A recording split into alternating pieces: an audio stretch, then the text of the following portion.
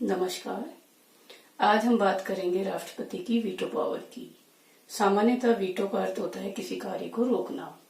इसके माध्यम से राष्ट्रपति भी संसद द्वारा जल्दबाजी में पारित किए गए तथा कोई भी असंवैधानिक विधेयक होते हैं उनको रोकने का कार्य करता है।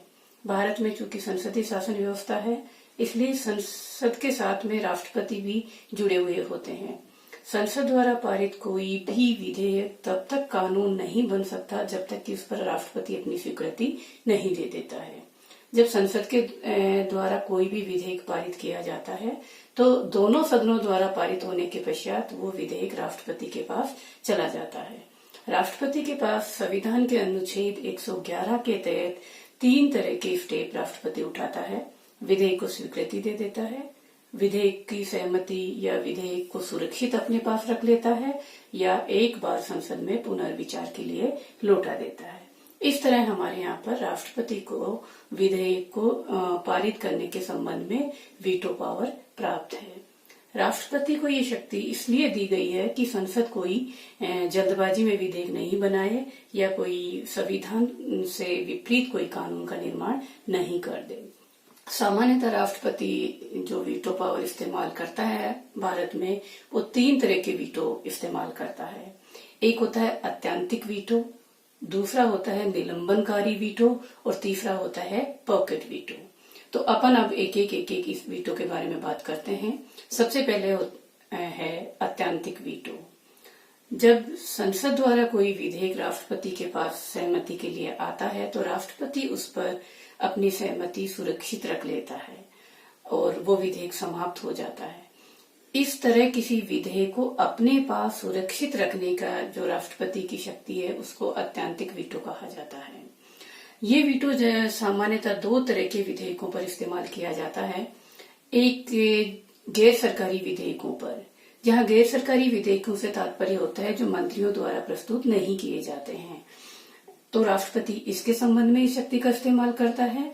और दूसरा उन विधेयकों के ऊपर इस शक्ति का इस्तेमाल करता है जिन पर मंत्रिमंडल का त्यागपत्र हो जाता है या लोकसभा का विघटन हो जाता है।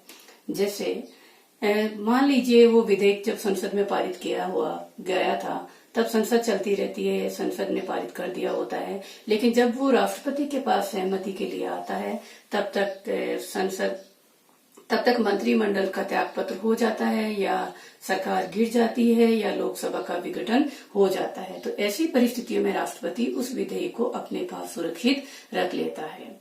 हमारे यहाँ पे सर्वप्रथम 1954 में तत्कालीन राष्ट्रपति थे डॉक्टर राजेंद्र प्रसाद। उन्होंने इस वीटो का इस्तेमाल किया था। उन्होंने पीईपीएसयू विनियोग विधेयक पर अपना निर्णय सुरक्षित रखा था और ये विधेयक जब पारित किया गया था तब राष्ट्रपति शासन लागू था और जब राष्ट्रपति के पास ये विधेयक आया तब तक राष्ट्रपति शासन समाप्त हो चुका था।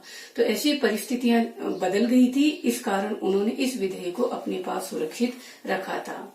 इसी तरह 1991 में तत्कालीन राष्ट्रपति डॉक्टर आर वेंकटरमण ने भी संसद सदस्यों के वेतन भत्ते संशोधन विधेयक को अपने पास सुरक्षित रखा था। तो राष्ट्रपति इस तरह इस वीटो का इस्तेमाल कर किसी भी विधेयक को अपने पास सुरक्षित रख लेता है और तत्पश्चात वो विधेयक समाप्त हो जाता है। दूसरा वीटो पावर की जो राष्ट्रपति की शक्ति है उसे निलंबनकारी वीटो कहते हैं। इसके अंतर्गत जब विधेयक राष्ट्रपति के पास आता है विचार सहमति के लिए तो राष्ट्रपति उसको एक बार संसद में पुनर्विचार के लिए लौटा सकता है। लेकिन यदि संसद वापस उस विधेयक को पारित कर देती है, संशोधन सहित या संशोधन रहित, तो राष्ट्रपति को उस पर सहमति देना बाध्यकारी होता है। लेकिन यहाँ एक बात ध्यान देने योग्य होती है कि राष्ट्रपति धन विधेयक को पुनर्विचार के लिए नहीं लौटाता है। राष्ट्रपति किसी धन विधेयक को अपनी स्वीकृति दे देगा, रोक कर रख सकता है, लेकिन पुनर्विचार के लिए नहीं लौटाता है। क्यों नहीं लौटाता है? इसका मुख्य कारण ये होता है कि राष्ट्रपति जितने भी धन विधेयक होते हैं वो राष्ट्रपति की पूर्व अनुमति से ही संसद में रखे जाते हैं, इसलिए वहां पर राष्ट्रपति की स्वीकृति मिल जाती है। इस तरह राष्ट्रपति को सामान्य विधेयकों पर निलंबनकारी वीटो की शक्ति प्राप्त होती है। एक बार मैं पुनः आपको बताना चाहूंगी कि एक बार पुनर्विचार के लिए लौटा सकता है, लेकिन वापस पारित होने पर राष्ट्रपति को वो स्वीकृति देनी पड़ती है। राष्ट्रपति की तीसरी जो वीटो पावर होती है वो कहलाती है पॉकेट वीटो। पॉकेट का सामान्यतः अपन अर्थ लगाते हैं जेब, अर्थात जेब में रख लेना। अर्थात यहाँ पर राष्ट्रपति भी इसी तरह इसका इस्तेमाल करता है कि जब कोई विधेयक राष्ट्रपति के पास सहमति के लिए आता है तो राष्ट्रपति विधेयक पर न तो अपनी सहमति देता है, न ही उसे अस्वीकृत करता है और न ही उसे लौटाता है, परंतु एक अनिश्चित काल के लिए अपने पास उस विधेयक को लंबित कर सकता है, अर्थात रख सकता है। इस प्रकार किसी विधेयक पर राष्ट्रपति द्वारा निर्णय न करने की इस शक्ति को पॉकेट वीटो के नाम से जाना जाता है।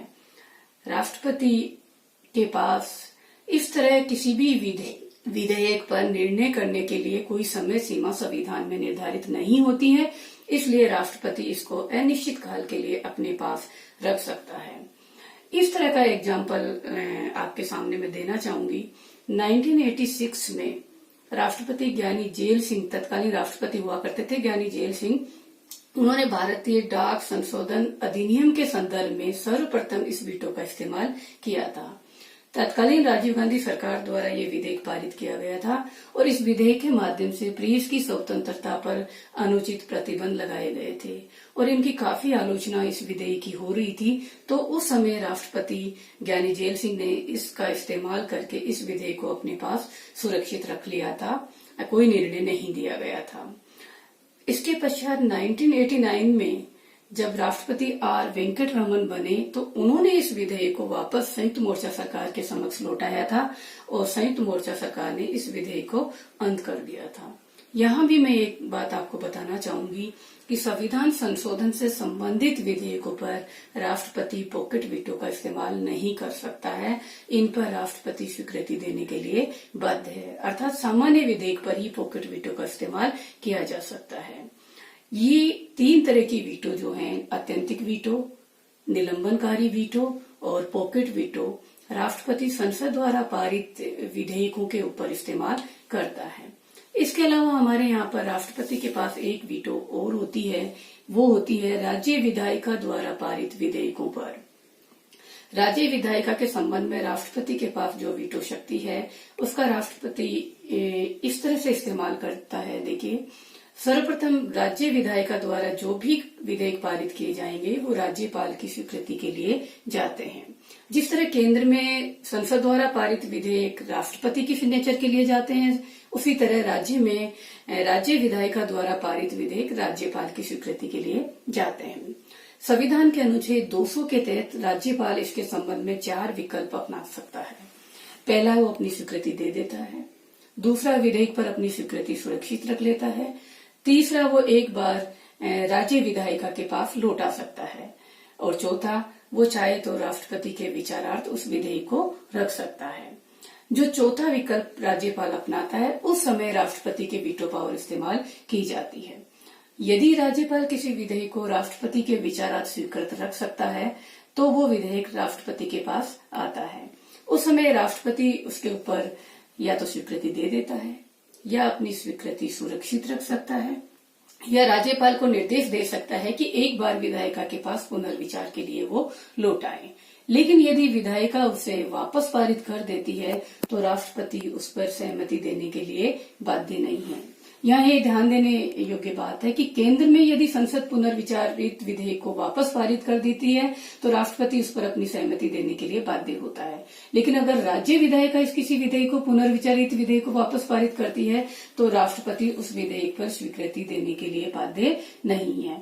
इस तरह राष्ट्रपति उसको निरस्त कर सकता है, उसमें अपना वीटो पावर इस्तेमाल कर सकता है।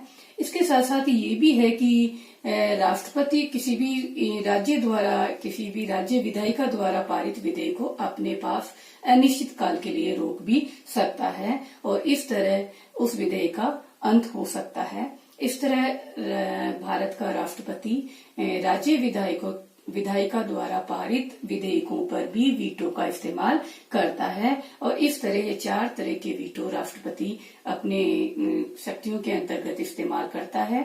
लेकिन यहाँ एक चीज और है कि कहीं संसद अपनी शक्तियों का दुरुपयोग नहीं करे, जल्दबाजी में नहीं पारित करे या कोई संवैधानिक विधेयक पारित करे तो राष्ट्रपति उसको वीटो के माध्यम से रोक सकता है। तो दूसरी तरफ हमारे संविधान में ये भी प्रावधान किया गया है कि कहीं राष्ट्रपति किसी पूर्वाग्रह से ग्रसित है या कोई पक्षपातपूर्ण आचरण करता है और उसके तहत अगर किसी विधेयक को रोकता है तो हमारे यहाँ संसद को भी ये पावर दी गई है कि वो उस विधेयक को वापस पारित कर दे, और यदि वापस पारित कर देती है तो राष्ट्रपति उस पर स्वीकृति देता है। इस तरह हमारे यहाँ पर दोनों को सीमित रखा गया है और संविधान के अनुसार आचरण करने के लिए राष्ट्रपति और संसद दोनों ही बाध्य है। धन्यवाद।